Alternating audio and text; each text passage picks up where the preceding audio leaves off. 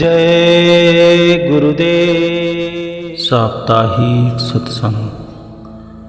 परम पूज्य स्वामी जी महाराज ने सत्संग सुनाते हुए कहा कि जो सुबह 3 बजे सेवा करते हो वो पेट के लिए नहीं, दूसरों के लिए है। इसे तुम्हारा गुरूर, गुमान, बनावट, चतुराई सब झड़ जाएगी। महात्माओं ने जो अंग रखे हैं सत्संग सेवा के, तो उसका कुछ मतलब है। तुम्हें धोने का तरीका है ये। वो देखते हैं कि तुम्हारी किस तरह से सफाई हो सकती है। कर्मों को धोने का उनका तरीका यही है। जब लोग महात्माओं की बात मानते तो वो चुप हो जाते हैं, जब नहीं मानते तो वो बोलना पसंद नहीं करते। मूर्ख के समझाने से अच्छा है कि अपनी आवाज़ को बंद कर लिया जाए। लोगों ने कहा कि मूर्खों के समझाते ज्ञान का नाश होता है।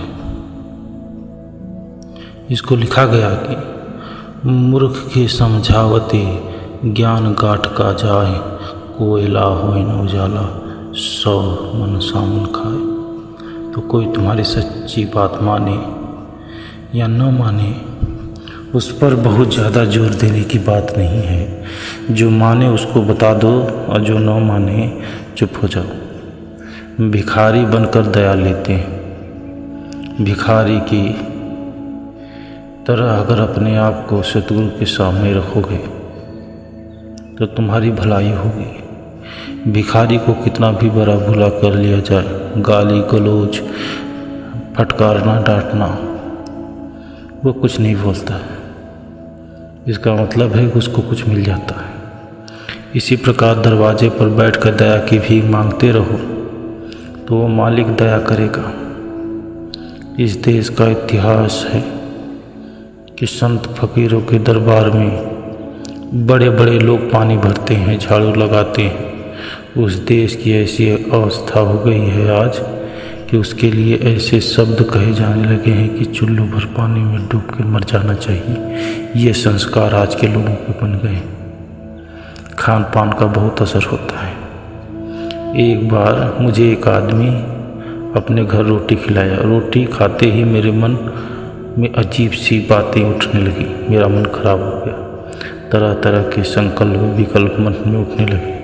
मैंने उससे पूछा कि सच बताना, ये आटा कहाँ से लाए? तो उसने सच बताया कि यह आटा चोरी का है। मैंने 15 दिन तक रगड़ की, तब कहीं जाकर रोटी का इतना असर हो गया था कि भजन तक नहीं बनता था। तो खान पीन का बड़ा असर होता है। मेहनत और ईमानदारी रहेगी तो भजन बनेगा।